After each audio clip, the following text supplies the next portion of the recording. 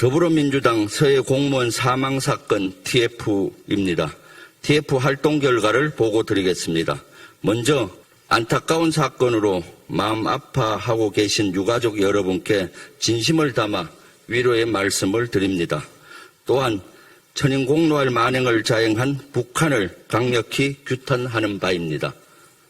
먼저 SI 특수정보 자료를 취급하려면 777 사령부의 취급 인가가 필요합니다.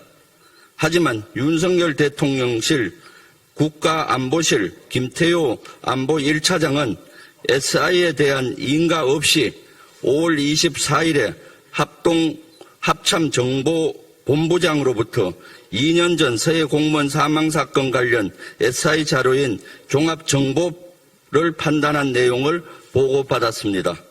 대형 보안사고가 발생한 것입니다.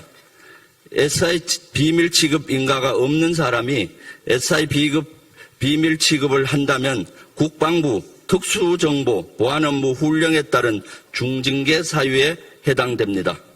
또한 SI 비밀을 비인가자에게 제공하거나 절차에 의하지 않고 제공, 설명, 공개하는 것 역시도 중징계 사유입니다.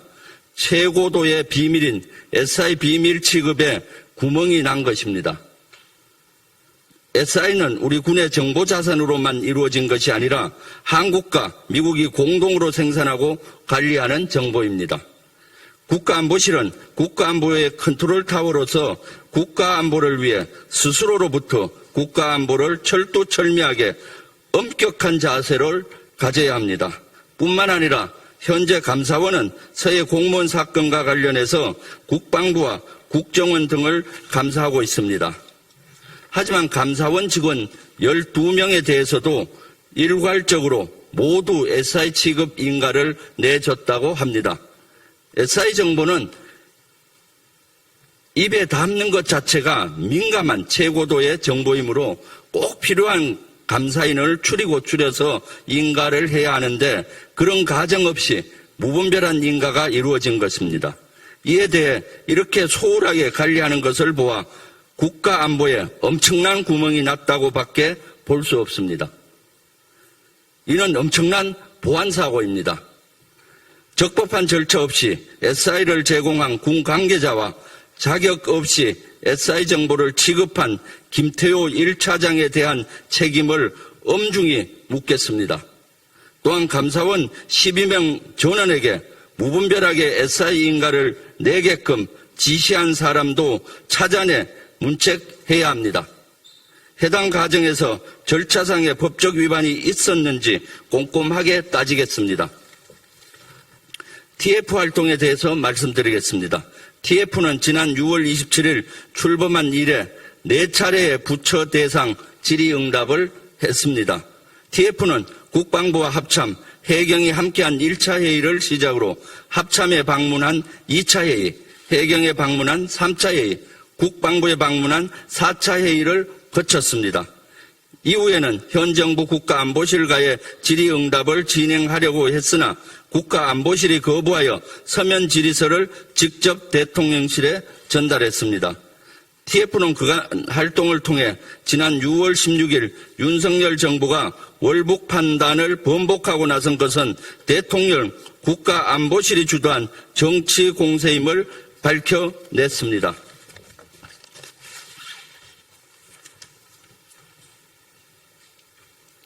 이어서 하겠습니다. 해경의 최종 수사 결과의 월북 번복에는 증거가 없음을 확인했습니다. 또한 6월 16일 국방부가 발표한 추가 설명 보도자료에는 허위가 있었음을 확인했습니다.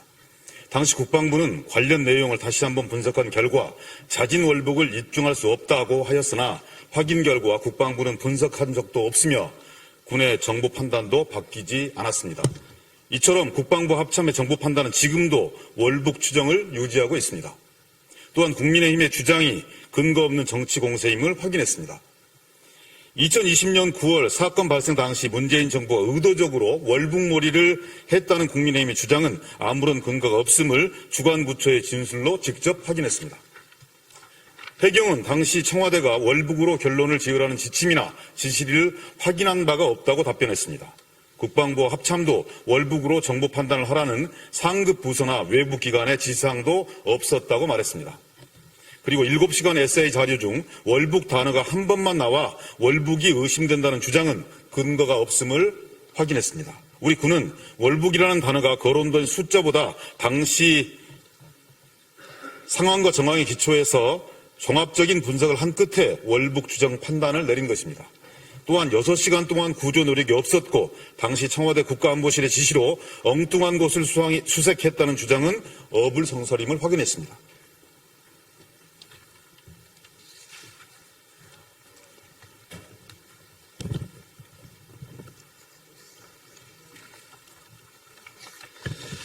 북한군에 의해 자행된 우리 공무원 피살 정보는 첩보, 종합과 정보 판단을 거쳐 내려진 것이며 이것이 보고된 시점은 23일 새벽이었습니다.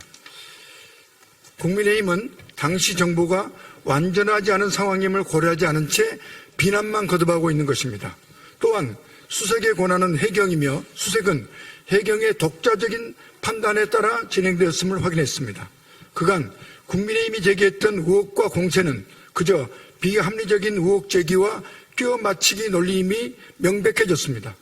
이런 해양경찰청과 국방부의 최종 수사 결과 발표는 윤석열 정부 대통령실 국가안보실의 철저한 기획임을 확인했습니다. 현 정부 국가안보실은 지난 5월 24일 1차장 주관으로 NSC 실무조정회의를 소집했습니다. 당시 회의는 국방부 장관과 차관뿐 아니라 해양경찰청장과 해양경찰청 수사국장 역시 참석했음을 확인했습니다. 해경은 NSC와 직접적 관련이 없는 기관임에도 참석한 사실로 미뤄보아 서해 공무원 사망 사건에 대한 깊은 논의가 오갔음을 추정할 수 있습니다. 24일 안보실 1차장과 2차장은 합참 정보본부장으로부터 2020년 9월 당시 월북 추정 정보 판단 보고서를 보고받았으며 해당 SI 자료를 열람했습니다. 이후 국방부 장관은 26일에 있을 NSC 회의에 대비하여 25일 정보본부에 정보 판단 보고서를 보고받았고 SI 자료를 열람했습니다. 이후 26일 NSC 상임위에 참석한 것입니다. 이런 회의 개최 정황과 참석 대상을 살펴봤을 때 서해 공무원 최종 수사 결과 발표 국면에서 국가안보실 차원의 개입과 기획이 있었음이 자명합니다. 먼저 해경은 윤석열 정부 NSC 참석 이후 일련의 수사 종결 과정이 이루어진 것으로 추정됩니다. 5월 31일 인천 해경서가 수사 종결을 건의하고 같은 날 중부 해경청은 수사심의위원회를 열 것을 계획 보고하였습니다. 26일과 3일 이틀간 수사심의위원회를 개최해 종결 의견을 받아냈습니다. 그 절차와 내용 모두 매우 미흡했습니다. 당시 수사심의위원들에게 충분한 관련 자료가 제공되지도 않았고 개별적으로 구두로 사건을 보고하고 의견을 받아냈습니다.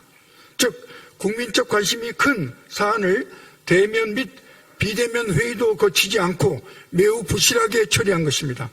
이후 해경은 6월 16일 최종 발표를 위해 해경 본청의 형사과, 안보실, 국방부 정책기획과와 조율하였습니다.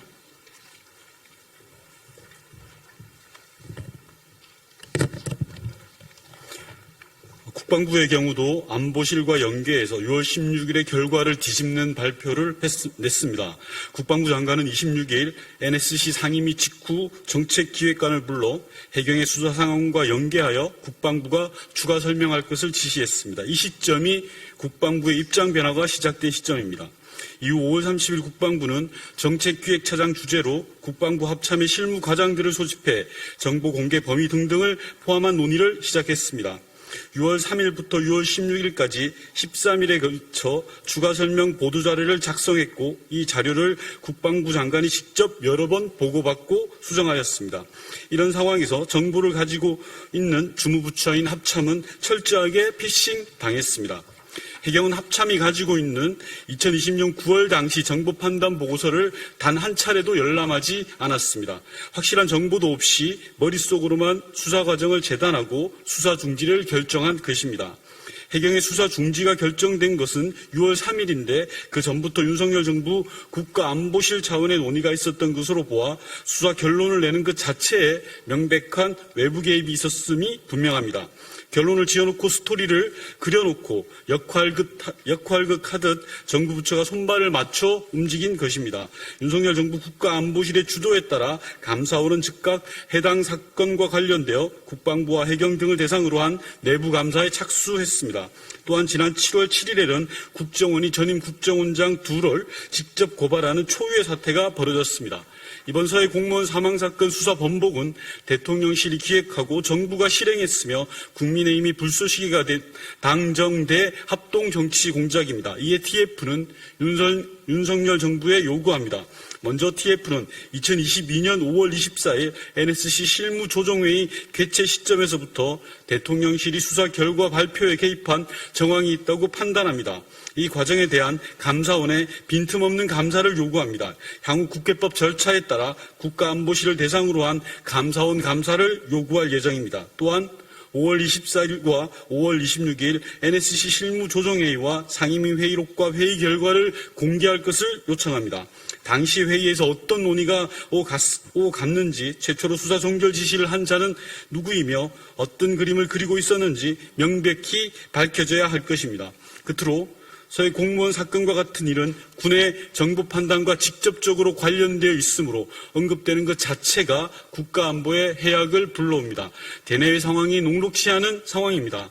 윤석열 정부의 전 정권을 옥죄는 터무니없는 정치 공작으로 국가안보에 큰 구멍을 내는 안보 자해행위를 중단할 것을 촉구합니다. 2022년 7월 15일 더불어민주당 서해 공무원 사망사건 TF 일동